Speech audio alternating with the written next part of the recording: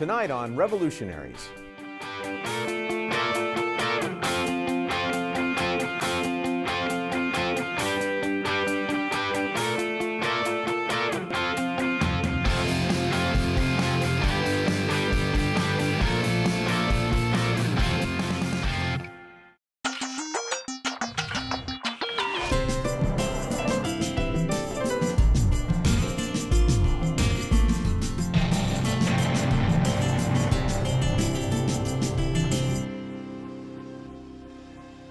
Tonight we take Revolutionaries on the road to NPR studios in Washington, D.C.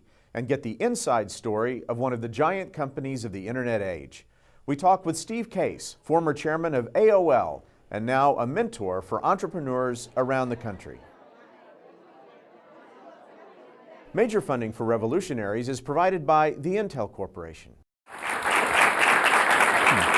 Thanks for being here tonight. Great to be here. How are you? I'm doing terrific. It's ironic. You were telling me a minute ago that we came to Washington to interview you, and yesterday you were in San Francisco. I almost called you and said, you sure you want to do Revolutionaries on the road? Because I happen to be in San Francisco. But I love the idea that you are hitting the road, and I'm honored to be the first of your Revolutionaries on the road. Thanks. Well, welcome to Washington, D.C. Thank you. Thanks. As a guy who's spending a lot of time on the road, you can probably appreciate what that means. Let me ask you, I'm going to start by just talking a bit about your background. So childhood in Hawaii, college at Williams College. You clearly had a vision, as I was talking about in the introduction, though, for the way that you believed the world was going to work, even as you were graduating. When did you get that vision, and why did you feel so strongly about it? I got it when I was in college, so it was 1979, 80, that time frame, and I was reading a lot of different things. I was about to graduate, trying to figure out what I was going to do, but I'd spent a good bit of time. I did some things in the classroom, but also some things out of the classroom. And one of the things I did out of the classroom was I was really curious about what was happening in terms of innovation and particularly what's happening in innovation and technology. And I'd read a bunch of things that were being tested, some interactive TV experiments and things called video text and teletext and these sort of electronic newspapers and home banking and things like that. And I was kind of intrigued. They were very small kind of tests, but they were interesting. And I also remember reading a book when I was in college called The Third Wave by Alvin Toffler, a futurist I'm sure many people have heard of. And I was really taken by this particular book because he talked about the notion of sort of an electronic cottage. We're on this electronic frontier, and there are new ways that technology would connect people and new ways that people could access information. And even though it was futuristic, and when he wrote it, which I think was 1979, it was well before that became mainstream. I remember reading it and being riveted by it, and said, "This is going to happen, and I want to be part of making it happen." There aren't many artifacts about the way that young entrepreneurs think when they're turning into young entrepreneurs. But as it turns out for you, either you or someone very close to you saved your job application in 1980 to the advertising firm J. Walter Thompson. This is in Walter Isaacson's book. I believe rejected me just for the point of factual record. Here's the quote. It says, "I firmly believe that technological advances in communications are on the verge of significantly altering our way of life. Innovations will result in our television sets becoming an information line, newspaper, school, computer, referendum machine, and catalog." That's very specific in 1980. I mean, that is a very specific vision of the way people were going to live their lives. And 34 years later, I still believe it. Yeah. The only thing that changed is at the beginning, obviously this was before the personal computer really had been invented. And, some computers existed, but there were still mostly mini computers. So the idea that this would happen through the television seemed likely. Obviously, a lot of it happened in that first wave through the personal computer, and then through mobile devices, particularly smartphones, and now is becoming more kind of connected to the television. But the idea, and it builds on this the thinking based on reading this Alvin Toffler book and just poking around in terms of some of the experiments that were happening at the time. The idea that you could be anywhere and connect to people all over the world, and also get information from sources all over the world. It was obvious. Now, like many of these things, what seemed obvious to me in 1980 really took a while. It wasn't until the mid-90s that what we now all think of as the internet became popular, and for more than a decade when we were pursuing this, it was a struggle. It was not really taking off. And there were many times where friends and families, my parents, said, are you sure you believe in this? Because it doesn't seem like people are buying into it. I mean, and why the television? I mean, was that the main screen in everyone's That was just the home main screen, and okay. some of the initial kind of experiments that some companies were doing tended to focus on the television, because it was the main device. Remember, the phones at the time had no display, and computers didn't really exist. So it certainly didn't exist in homes. So the only device that was pervasive in homes was the television. That was a screen with sort of the ability to transmit signals to it. So the initial expectation was the television would be a key part of this whole revolution. You went to, there weren't many, let's say, conventional routes to the vision that you were wanting to pursue. So you ended up going to two of the great marketing companies in America, first Procter & Gamble and then Pepsi. What did you learn in marketing in those companies, for a guy who already had a very strong marketing orientation already, that helped you along the way eventually in your career? I learned a lot of things, and I think again, when I graduated in 1980, I was passionate about this idea. As it mentioned in this letter to J. Walter Thompson, I wrote to a lot of people a similar idea that the world's going to change, technology is going to change it, communication is going to change it. Hire me, and I will help you figure out this world. And most people probably got the letter and said, what is this guy talking about? But at the time, there weren't, companies to go to pursue this. It was just still in the earliest stage. And so I said, even though I think that's a big idea, something I'm pretty passionate about, I'm going to have to get there in some other way. And it became, what companies could I go to where hopefully I could make a contribution, but also could learn a lot. And Procter & Gamble was and is a great marketing company. Had a great training program, because I didn't have an MBA, just had a college degree. I said I really want that job because it's a great company, and I'll learn a lot, and particularly learn a lot about marketing. In their case, I think they do a great job of understanding consumers, not just kind of talking with them among themselves in their office about how the world might exist or change in their view, but actually getting out in the market, talking to real consumers, whether it be focus groups or test markets of different products, and really find out what real people are thinking. I also learned the importance of simplifying things. That one of the things that P&G, I assume they still do it, they really kind of push their newbies like me to do, is to basically make a recommendation in one page.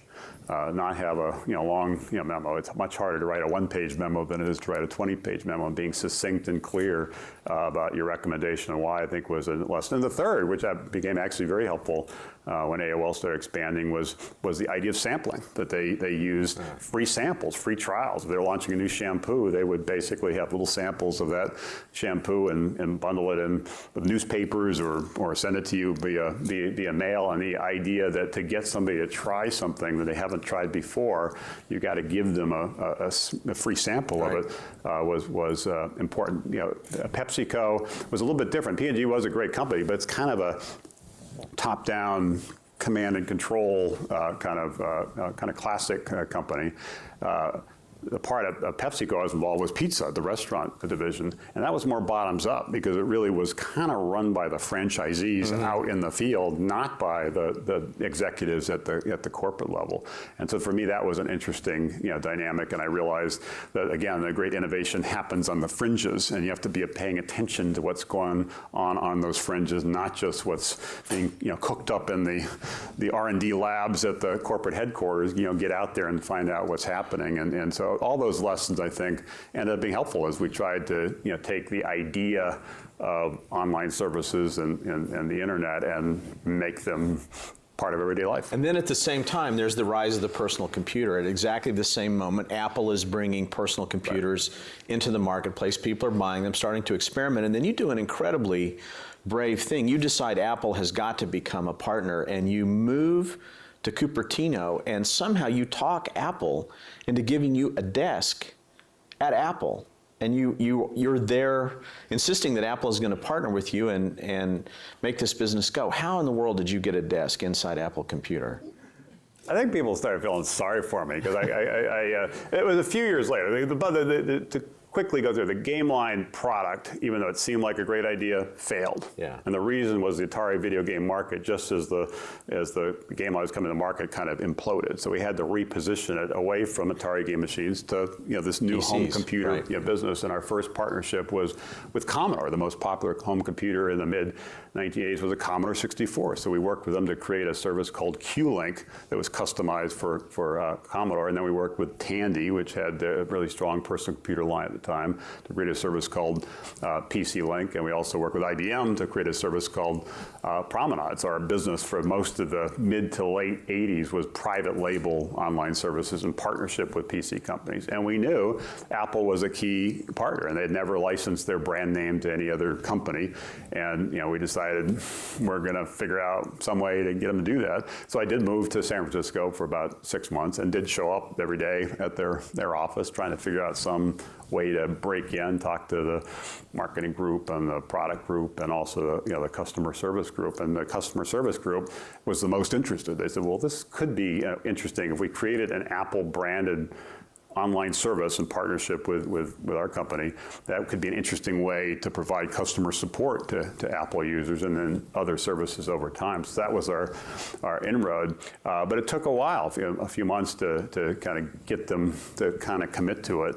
And I'd show up every day and show up every day. Finally, one day I said, since I'm showing up every day and every day I sign in and you can kind of come get me, why don't you just give me like a pass or something, a contractor badge or something, and to save you the hassle. And I said, yeah, that kind of makes sense. And I was kind of sitting around like different conference rooms and said, there's like a little cubicle over there. You mind if I just go there? And they said, sure, that's fine. They were very, very friendly. I was very kind. And then finally, after a few more months, we finally did strike the deal, and we created a service called Apple Link Personal Edition, initially for the Apple II, but we were hopeful and had plans to also support the Macintosh, which was just coming to market at the time.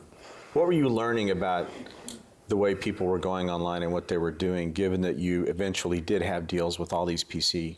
Well, it evolved. In 1985, when we actually started what's now known as AOL, we had different brands for a while, but initially the company was called Quantum Computer Services. I mentioned the brands were Q-Link and Promenade and PC Link and Apple Link Personal Edition.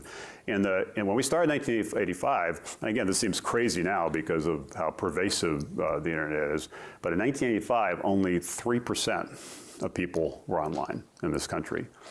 And they were only online, those 3% were only online on average 1 hour a week. So it was still the earliest days in terms of getting things going. And there were a lot of reasons for it. Most people did not have computers. The people who did have computers, most did not have a modem. Why? Because the computer industry, for most of that decade, decided the modem was a non-essential peripheral. You actually went to the peripheral section of the computer store to get this thing called a modem, and then had to figure out how to plug it in and figure out how to make the software work. So it was kind of defining modems communications. Now the internet is non-essential. We felt it was the most essential, but it took us a few years to finally convince. IBM was the first to say, okay, we'll build a modem into our new home PC line, and others had to do it as well. The communication networks then were way too expensive. You'd spend $10 an hour to be online. That's why you're only online an hour a week. It was really, really expensive. The software to get online was really hard to use. The services, once you got online, were not that interesting. So there actually were some reasons why it was only 3% of the people using it only an hour a week, and we just had to kind of knock away at those by making the software easier, the services more compelling, the communications networks cheaper, building modems in so they became ubiquitous, and when you turned on your computer, it automatically gave you the option to get online. online. It took us about 5 years to kind of put that basic foundation in place, that basic framework in place, so it really took off. So we had to just do custom services. The Commodore 64 audience was more interested in games. So we did a partnership with George Lucas and Lucasfilm to create the first graphical multiplayer game in the late 1980s using a 300 baud modem. And so how do you create something for that audience? With IBM, their interest when they were relaunching their home computer line was learning, education. So we created a lot of services around learning education. Apple, as I mentioned, was interested in customer support and software downloading and features like that. So the Apple Inc. Personal Edition was focused on that. So it really was identifying these different segments based on what computer you were buying, which services you're more likely to be interested in. And that's really what we did for the first 5 years or so before we then kind of relaunched it as America Online. You mentioned venture capital, and that leads me to ask another question. This is the late 80s, early 90s. Silicon Valley, the rise of Silicon Valley has begun. Tremendous amount of money flowing into and out of venture investments there. You didn't do that, and you stayed in Washington, D.C., and you didn't relocate or try to go to the Valley. What was your thinking about that, and how did you view Silicon Valley and what was happening there at that point? Well, our thinking was we were here because we had joined this other company, this Bill von Meister game line company, and there was 3 co-founders of AOL, myself, Jim Kimsey, and Mark Serif. We had to work together at this previous company, and we were already here. So that's why we started here. It wasn't like a grand plan. We were here. And once we got going and we hired some engineers and started with a couple dozen people, it started expanding. And there was a point where we debated whether we should move to Silicon Valley because that was where a lot of the, obviously a lot of the momentum was. But we concluded we should stay here, and it actually turned out about to be the right thing. It took us a little longer to hire people because there wasn't the same level of talent, and particularly entrepreneurial talent. We had to lure people away from large companies typically, and said, well, we're a small company, and we're going to cut your salary if you join us, but we have this thing called stock options, and we think that's going to be worth something. And some people bought into that. Most didn't. They said, no, I'm not going to go from this company that's doing well, and I'm getting paid pretty well, to a company that may or may not make it, and even I'm going to take a big salary cut. But there were enough people who believed in the idea that they were willing to join. And once they joined, they really were passionate about that. And because there frankly weren't as many entrepreneurial companies here at the time, it's changed since then. But at the time, once we got them into our world, they tended to stay. So they were more loyal, partly because of the mission, but also because there were fewer options in terms of technology and innovation and entrepreneurship here. So it ended up working out well, and now, 30 years later, it's great to see the Washington, D.C. area has really developed nicely as a entrepreneurial ecosystem. There's a lot of momentum here. Then something else happens that turns out to be pretty crucial, but it's not necessarily well known. The internet was growing at that point, but it was entirely restricted. Only universities, government agencies, certain other entities who were approved by the government could get a connection to the internet. Then in 1993, the Clinton administration opens the internet to everyone and says, if you're a commercial company, if you're a private company, you too can come connect to the internet. The pipes are open and do what you want to do with it. When did you first understand that the opening of the internet might be crucial to the kind of vision that you had? We knew it all along, because as you're describing, we essentially were living in a parallel world. From even the time I read this Alvin Toffler book in 1979, 1980, until 1992, 1993 timeframe, everything we were building was separated from the internet. We built our own email system. We built our own kind of page description language. We built everything on it. And everybody else competing, Prodigy and CompuServe and The Source and The Well, and everybody else was sort of doing the same kind of thing. It would have been illegal for us to connect our commercial online service, AOL, to the internet until that change happened. It was restricted to essentially government use and university use. But we knew once that bridge was built, it would have the potential to accelerate the growth, and there would be more kind of standardization.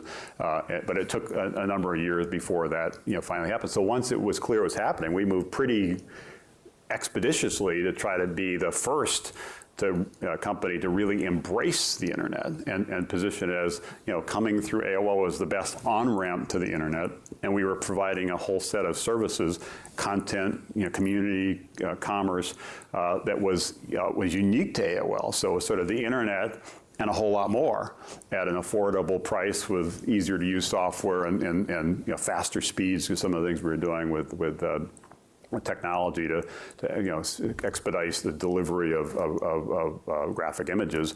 That was the message in the mid-90s. AOL was the path to the internet, and at the peak of AOL's growth, I think about half of all the internet usage in the United States was through AOL, because we had positioned ourselves as that on-ramp. Well, it really was one of the most explosive corporate growth stories ever in the history of the country, was the growth of AOL in the 1990s. And you did something else that's really interesting. AOL became a content company, not just simply a way to get on the internet or to navigate the internet more easily. And I'm not talking about the Time Warner thing. We're going to get to that in a minute. But AOL as a company was offering a lot of content channels and partnering with a lot of content people in addition to your other lines of business. Why did you decide that adding that or even pivoting to content was an important thing? Well, our strategy always was to be differentiated. And so we did want to provide the best, fastest, cheapest, most usable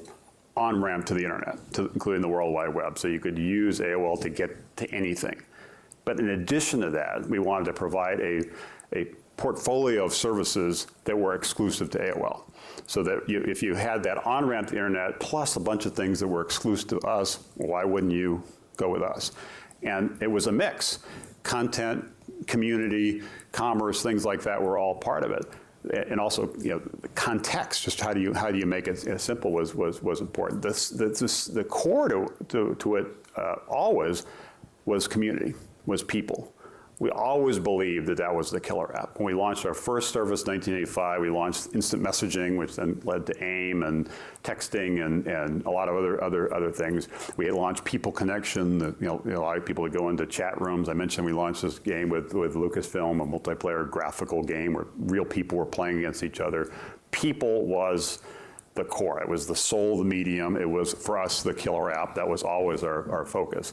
But after making that the main focus for pretty much a decade, we said this next wave, as we try to reach even more people and differentiate even more significantly, content is going to be more important, and brands are going to be more important. Some of that was going to be user-generated content, message boards and things like that. But some of it also is going to be some of the best known, best respected, most trusted brands. So we did a partnership in the early 90s with Time Magazine, for example, and about the same time with the Smithsonian, the first time a museum went online. We were establishing these partnerships with respected brands because that would help differentiate us, number one, and number two, it kind of legitimize the medium, that more people would be willing to get on the internet because of these trusted brands. So that's when we still focused on community at the core, but that's when we made more of an investment in content. We also launched around that same time frame our own investment effort, AOL Greenhouse, and then AOL Studios to actually help incubate and invest in some of these new content brands. We wanted the best of the old traditional legacy brands, if you will, that people knew and was part of, brands that were part of everyday life. And we wanted to supplement that with the next generation of brands by incubating them and investing in them. So here we are. You've got us all living in a world where we're getting lots of AOL CD-ROMs free in the mail. There's your free sampling.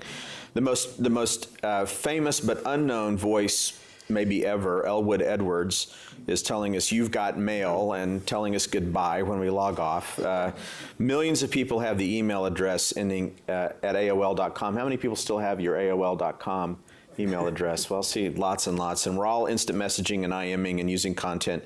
And then comes the merger with Time Warner. Just talk a bit about the hope for that merger. I mean, here you mentioned Time, the publishing empire of Time, the film empire of Warner, the cable empire of Turner, the internet empire of AOL, all coming together under one roof. Why was that so important at that moment in AOL's history? Well, it's really several things.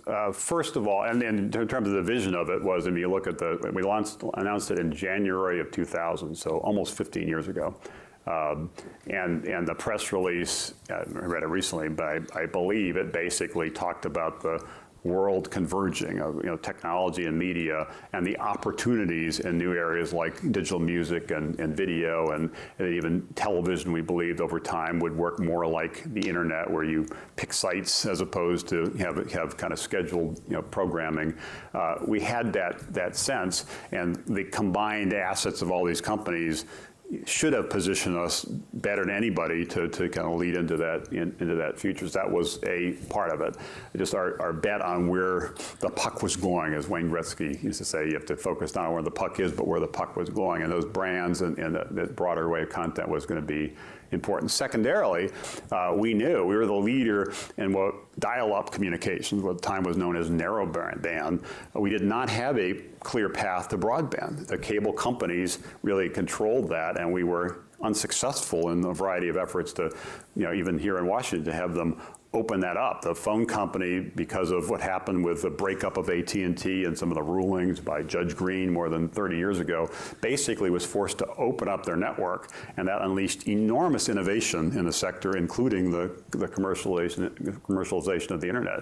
The cable industry was allowed to keep things closed and more controlled in the broadband world in this kind of late 1990s timeframe. So we were concerned, what is the path to broadband? And Time Warner had the largest cable system in the country, Time Warner Cable. So that would give us a path to broadband. And the third was more of a diversification issue. I mentioned that we'd seen the value of the company grow quite dramatically. Actually was the best performing stock in the 1990s, more than Microsoft or Cisco. I think it was like a 12,000% increase, something like that. And we'd gone, as I said, from the public offering in 1992 of $70 million to the time we announced the merger in January 2000, I think it was $150 or $160 billion. And that was for a company that was pretty significant, had pretty significant market share, and had $5 billion in revenue and $1 billion of profit, but was still a pretty high multiple based on any kind of historical numbers in terms of a multiple of revenue and multiple of profits. And so we basically concluded it would be better for our shareholders to, instead of owning 100% of a company that had $5 billion of revenue and $1 billion of profit, was to negotiate a deal, which we did, to own 55% of a company, AOL plus Time Warner, that had $40 billion of revenue and $10 billion of profit, and a much more diversified mix of businesses. So the decision to merge really was driven partly based on the strategic sense of where the market was going, partly based on an imperative to figure out a path to broadband, as well as a recognition that the company would be more stable and more likely to be valuable if it was part of a larger entity with some of the other brands. Time Warner Cable, Time Inc., Warner Brothers Studios, Turner, including CNN, Warner Music, HBO. It was a great set of iconic brands and pretty significant businesses. So that's really what led us to conclude to merge. I know when you talk to young entrepreneurs, you talk to them not just about the idea and about the model, you talk to them about the culture and the kind of healthy culture you have to build within a company. And a lot has been written about AOL and Time Warner and the very different cultures of the two companies, fast-moving, internet-oriented platform, different kinds of very traditional businesses. In the end, how much do you think that cultural difference between the two companies influenced or affected the merger? It was huge, and it goes back to what I said earlier, the Thomas Edison quote, vision without execution is hallucination. I think the vision of the company was sound, and even today, looking back at that, people seeing what's now happened in terms of convergence and the growth of new businesses like YouTube, or the launch by Apple, the iPod and the Apple Music Store. These are things that AOL and Time Warner should have been able to lead on, given the assets they had. But ultimately, it's not about vision, it's about execution. And execution is about people. And the reality is different people were focused on different things. And we knew that going in, that Time Warner had a lot of independent divisions used to doing different things, but we thought the promise of this digital age and the power or the potential impact of this combined company would lead people to focus more on what could bring everybody together and help all the different businesses. And we also believed that, we knew that the history of Time Warner really had been built through acquisition. And each of the divisions at one point was a great entrepreneurially led entity. Henry Luce created Time Inc. Jack Warner created Warner Brothers. Ted Turner created Turner. These are iconic entrepreneurs. So it was a family of entrepreneurial businesses that had gotten scale. So we're hoping to re-inject some of that entrepreneurial passion.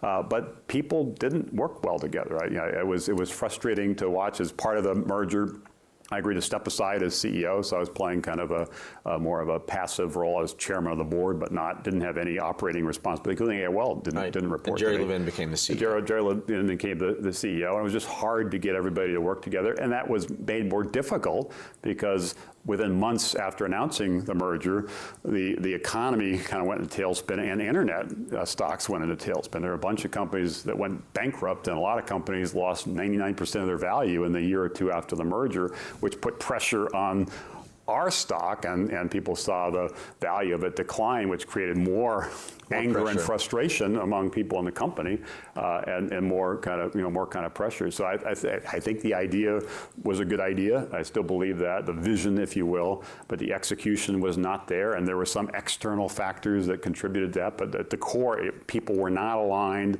around the same vision, working together, collaborative. So one of the takeaways for me, which I do share with entrepreneurs, is that innovation, entrepreneurship is a team sport. If everybody's doing their own thing, you're not going to win. You've got to be aligned. You've got to be working together. You've got to be kind of in it to win it as a team. And sadly, the part of the story of that merger was people did not work together as a team, and great opportunities that could have been captured did not get captured. And actually, there started to be reverse synergies. Instead of positive synergies, there were negative synergies, and initiatives that AOL was launching, for example, around communications long before Skype and other WhatsApp came out. AOL had a slew of products. Well, the cable division wanted to kill that because they also were doing something. And so there was, the positives of the merger didn't really materialize, and some negatives did in a context of a market that was significantly and kind of being corrected. And that really led to something that turned out to be a great disappointment. But I think there are a lot of lessons in terms of this idea of vision without execution is hallucination, and a lot of lessons about people and team and trust and relationships. All right, so let's talk about today and where you've moved on to. Talk about your vision for Revolution. It's just an incredible series of things that you're doing with a lot of amazing people inside of it, many of whom you've known for a long time. How did you put this together, and what was your vision for what you wanted it to do? Well, it evolved. I think it's a lot of these things. When I first stepped down as CEO of AOL almost 15 years ago, I started making some investments, just personal investments. And we invested in things like Zipcar over a decade ago, the first kind of sharing economy company, which was really pioneering the idea of car sharing, and invested in some healthcare initiatives, including one is now a public company called Everyday Health, a bunch of different initiatives. And that was the first wave of it. And that we kind of like doing that. We kind of like backing entrepreneurs and providing some capital, but also some mentoring and some help and thinking about strategy and partnerships and so forth. So then it evolved from starting there 15 years ago to about 10 years ago, kind of forming Revolution as an entity, kind of a holding company with the vision of we invest in people and ideas that can change the world. And we're looking for those great entrepreneurs with great ideas that really have the potential to build great, valuable businesses, but also can improve our lives, improve how we learn, improve how we stay healthy, improve how we eat, improve how we get around, fundamental aspects of our lives, and use the prism of innovation and entrepreneurship to kind of usher in a better way for people, and in the process disrupt a traditional industry, and in the process create a significant, valuable company. Exactly what we did with AOL. The idea that we had when we started in 1985 that someday everybody would be online, it took us a long time, but eventually we got there. There are a lot of entrepreneurs out there with similarly great, bold ideas, and we want to back them and help take their ideas and help them execute against that vision and build significant, valuable businesses. So it evolved over time, and as we've done, kept expanding, adding more people, making more investments. But it's been a lot of fun, and it's really been a way to see what's happening around the fringes and try to help some of those ideas, just as we saw our evolution kind of move from the fringes to the mainstream. I'm going to talk about Rise of the Rest in just a second, but just take us through some of the companies that you're involved with now that you're really most excited about and that you think really symbolize what you're talking about. It's a mix. One recent investment, actually just came back from a board meeting from it, is Revolution Foods. This is a company started 8 years ago by two moms who basically said, kids, when they're in school, should have better lunches. They should be healthier. They should be more nutritious. That will help them be on a better path to kind of healthy behaviors early on that will reduce the risk down the road of heart disease and obesity and so forth, and also will help them, if they have a better lunch, have them learn more in the afternoon, so that's kind of a double win. And they concluded that the lunches now in this country are generally not very good.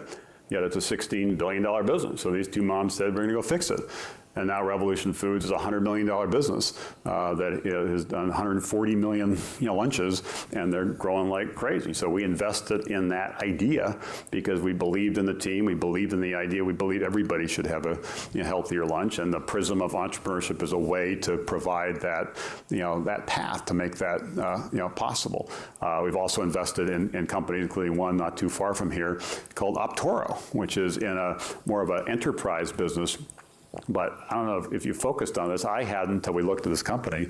But if you buy any product, consumer electronics in particular, from Best Buy or Staples or anybody like that, on average about 10% of that gets returned. And it's a $250 billion business. And once it gets returned, it doesn't get resold as new, it gets resold as used, and on average, only about 20% of the value is recovered. And so they created a software platform and a marketplace that can double, the what's possible for those retailers, which creates $50 billion in value. So that's an example. Runkeeper in the mobile fitness space, we really believe that if people have better tools to think about and manage their health, they will make healthier choices, and they become a leader in sort of the mobile fitness and health market. There are all kinds of great ideas that we try to back across the whole sectors of the economy and across the nation. We part of our Rise of the Rest belief is we're kind of putting our money where our mouth is, and we've said that we expect 90% of our investments to be outside of Silicon Valley, which is not to say Silicon Valley isn't awesome. But everybody knows it's awesome, and most of the investors are focused on that, and most investors are not focused on some of these other places around the country. So we want to be the helping hand to help those entrepreneurs. I think it's a better opportunity as investors too, and so there's a sort of a selfish aspect to it. But we think it's a way to lift up some of these communities and lift up some of these regions. And the rest is between the two coasts, right? It's not Silicon Valley. Right. It's not New York and that corridor. Just so everyone knows, this, it's not just a really amazing bus tour where you're meeting entrepreneurs. You're putting money against this, right? It's up to $100,000 for the best ideas that you There's really uncover. two things we're trying to do. One is within each of these cities, and we did 4 cities in June: Detroit, Pittsburgh, Cincinnati, Nashville. Next week we'll do 5 more: Madison, Minneapolis, Des Moines, Kansas City, St. Louis. Is in each of these cities we spend a full day there, and we start usually meeting with some of the business leaders and politicians and try to make sure they're focused on what's important to startups. Then we get on the bus and drive around town and visit different startups and have media, both local media and national media, kind of following and watching and filming to kind of shine a spotlight on what's happening, and then do something like this, sort of a fireside chat kind of interview, and then have a pitch competition where the communities help find the 10 most promising startups, and they pitch, and then the winner gets an investment. We're hoping all 10 will actually get more capital from a variety of different sources because there's more of a spotlight. And then we kind of have a celebration of startups and entrepreneurs, and then we get on the bus and go to the next city. So it's partly try to create more of a network density, more of a sense of collaboration, more of a sense of hope, more of a sense of possibility within each of these cities. So together they work more and more collaboratively. The business leaders, the politicians, the startups, the universities working together to lift up the community, make it more entrepreneurial, but also to shine a spotlight on what's happening in all these places, which over time we hope, and we're beginning to see some evidence of this, but we hope it will accelerate over the next 5 or 10 years, that there will be more media attention celebrating the entrepreneurs in Pittsburgh and Des Moines, not just in Palo Alto and Manhattan, and then more investors will be getting on planes to find their great entrepreneurs all over the country. And these cities, part of the reason it's been fun It's a reminder that the evolution of the American economy and the arc of the American story is multifaceted and multi-region. When we were in Detroit, it was, pointed out that 50, 60 years ago, Detroit was Silicon Valley. Because at that time, the hot technology of the time was the automobile. And Detroit was the epicenter of innovation, not just in this country, but in the world. And Detroit was rocking and rolling. It lost its entrepreneurial mojo, kind of lost its way, and recently declared bankruptcy. And it's fighting its way back by betting on startups. 100 years ago, Pittsburgh was sort of Silicon Valley.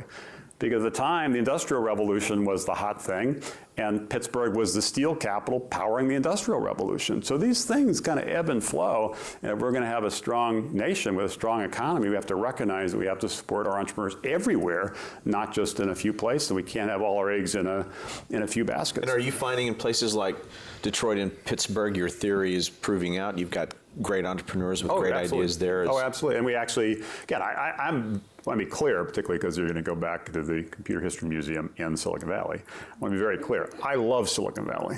I'm proud of Silicon Valley. It remains sort of the pride of our country and the envy of the world, and I believe that will continue. And they're great entrepreneurs building great companies backed by great investors in Silicon Valley, full stop. But they're also great entrepreneurs in the rest of the country, and we should focus on that. And that's part of this Rise of the Rest effort. And that's part of our investment, kind of strategy at the Revolution. But just one example, the winner of the pitch competition in Detroit had started his company in San Francisco and then decided to move to Detroit for 3 reasons.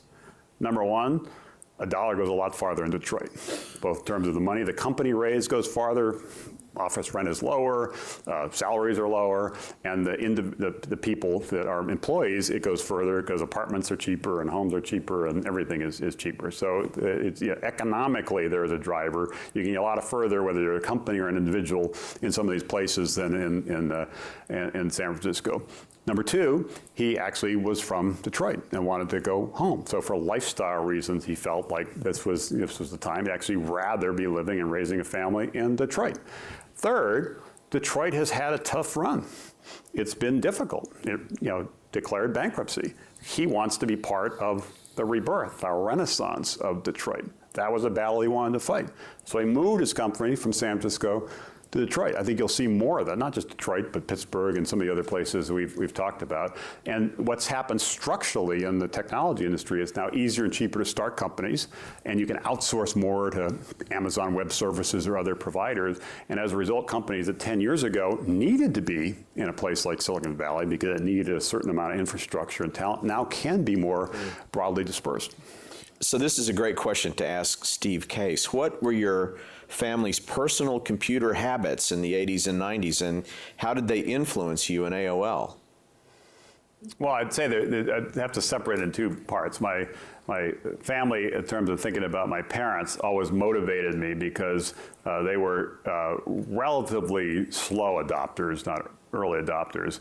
And for most of the 80s and 90s, my mantra at AOL, as we tried to get America online, is we need to make this easy enough for my mom to use. This was like the rallying cry, which, by the way, my mom was always a little offended by. She said, I'm way better than your dad. Why don't you talk about your dad? But I had already locked into the mom thing, and it seemed to work and got people motivated, so it was the mom thing. So it was, how do we make this so easy, so accessible that my mom could use it? That was one factor. And then in terms of raising our own family with 5 kids, watching how they use technology, and they are part of this kind of digital natives because they kind of grew up with these tools, absolutely helped instruct what we're doing, including some of the things that we were quite active on even 15 plus years ago about how do we give people the benefits of the internet, but also protect against some of the risks. So we spent a lot of time on issues like kids and how do you keep them safe and parental controls and things like that. A lot of issues around privacy and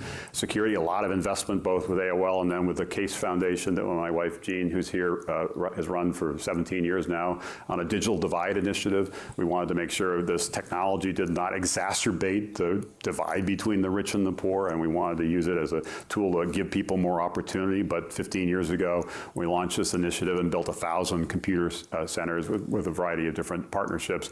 There are a lot of neighborhoods in this country that did not have computers, did not have internet, internet, and often their homework would get assigned that required it, and these kids didn't have it, and we wanted to make sure they did. So we made a lot of investments to try to deal with that. So we did learn from watching our own experience, our consumption, kids, friends, others, how they were using these technologies, and that helped us continue to optimize it while trying to play this longer game about building a medium that could change the world, that could be as pervasive and but even more powerful and positive than the television or the telephone or other technologies that had been so seminal in the previous century. Here's another great question. Did you ever fear failure, and how did you overcome that fear in order to keep pursuing your goals? I did. I mean, we actually launched, again, at the Case Foundation a couple of years ago, an initiative called Be Fearless, which if you haven't seen, I'd encourage you to look at, because it's really about this issue of how do you kind of get people to kind of, swing for the fences and take risks. Because, Babe Ruth, the baseball star, people used to remember him because he was the home run king. That was the good part. What they didn't necessarily focus on, he also was the strikeout king. He got up the plate, he was swinging for the fences, and if you swing for the fences, you are going to miss a lot. But if you don't swing for the fences, you're never going to have a home run. You're never going to have a hit. That strategy, that belief, has always kind of motivated us, and is part of the Be Fearless effort. In terms of my own fear of failure with AOL, there were many moments where it didn't look like we were going to make it. We were running out of money. The partnership we lost with Apple was a crisis. We had many of those near-death experiences before we suddenly became a 10-year in the making overnight success. What helped me was, even though I did worry sometimes that we might not make it, I always believed in the idea. I knew in my heart the idea of the internet, the idea of getting everybody online, the idea of how this could transform our lives.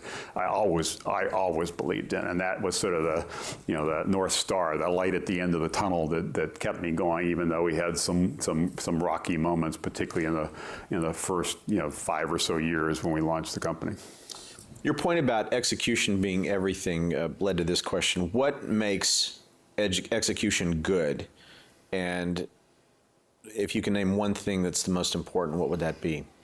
People, priorities, and passion, which are 3 things, but at least they're all P's. I mean, you got to have the right people. It's as I mentioned, entrepreneurship is a team sport. You've got to recruit the right people. You've got to focus them on the right priorities. A lot of companies get lost or stray because they're trying to do too many things. People are confused about what the mission are. So clear priorities are important, and passion important. You can't fake it. If you're trying to change the world, it's going to take a while. It's going to be hard. There are going to be kind of good days and bad days, good years and bad years, and you have to be passionate about that mission. Everybody in your core team has to be passionate about that mission, or you'll give up when the going gets tough. So I think execution is some mix of the right people, focused, working together, the right priorities and passion. I'd add that there's another wave, I think, about to break in the internet, sort of the third wave, that's going to also require more sensitivity around policy and more of a focus on partnerships. And the reason for that,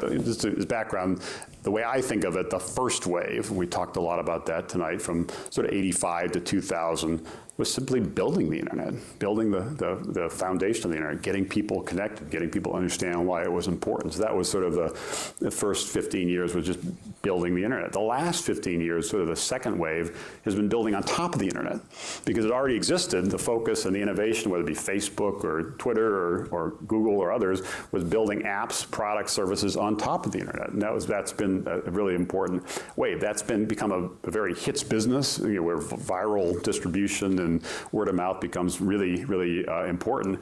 And it has been, it has created the opportunity for more overnight successes. That Snapchat, as a recent example, didn't exist a few years ago, and suddenly is a phenomenon. That's been the second wave. The third wave, which I'm really excited by, is because we already built the internet and then built things on top of the internet. The third wave is about integrating the internet really seamlessly and sometimes invisibly into every aspect of our lives. So things like the Internet of Things, the different kinds of devices become important. Things like using technology, particularly the internet, to reimagine how K-12 education happens, or how healthcare is delivered to keep you healthy, or to deal with chronic disease, or deal with life-threatening disease, or how technology is used to better help us understand the trade-offs around energy consumption. This is what's going to drive the third wave, and policy is going to be more important, because whether you like it or not, and a lot of people in Silicon Valley don't like it, the government in every country in the world is going to be involved in regulating some of these industries. Transportation, energy, food, healthcare are going to be regulated. You can argue it should be less regulation, you can argue it should be different regulation, there can be some regulation, and engaging on that policy level is going to be important. And partnerships are going to be important. Unlike the second wave, where you could go alone, in this third wave, you got to go together. And there's a great African proverb that I think is going to be the heart and soul of this third wave, which is, you want to go quickly, you can go alone, but if you want to go far, you must go together. And you're going to need strategic partnerships in this third wave. If you're trying to reinvent education, you're going to have to partner with the schools. If you're trying to reinvent healthcare, you're going to have to partner with the doctors and the hospitals. If you're a startup trying to change some of the industry, you're going to have to partner with some of the larger companies in those industries. You're going to have to co-opt some of these folks, not just ignore them, which was more common in the second wave. So execution is a lot around people and priorities and passion, but the two P's I would add for this next wave, this third wave, would also be policy and partnerships. There's a final P, ironically, in this discussion, which is philanthropy. You've devoted a considerable amount of the last decade to that. Talk a little bit about where you're putting your time and interest and what you really hope to accomplish as really a great philanthropist these days. Thank you. First of all, I should say my wife, Jean, has been the CEO of the Case Foundation for all 17 years, so she really takes the lead on our philanthropic work. I'm involved in some of it, but mostly she's driving it, and I take the lead on the investment side with Revolution. But I mentioned before, the vision for Revolution is we invest in people and ideas that can change the world. Well, guess what? Our vision for the Case Foundation is exactly the same. We invest in people and ideas that can change the world. And we look for great entrepreneurs in the social sector who want to bring their ideas to scale. And we've done a number of things that are startups. I mentioned the Digital Divide initiative we did called Power Up. We've done a number of things that we think of as growth speed ups, using investment terminology. We've been big supporters of Special Olympics and Habitat for Humanity and organizations like that.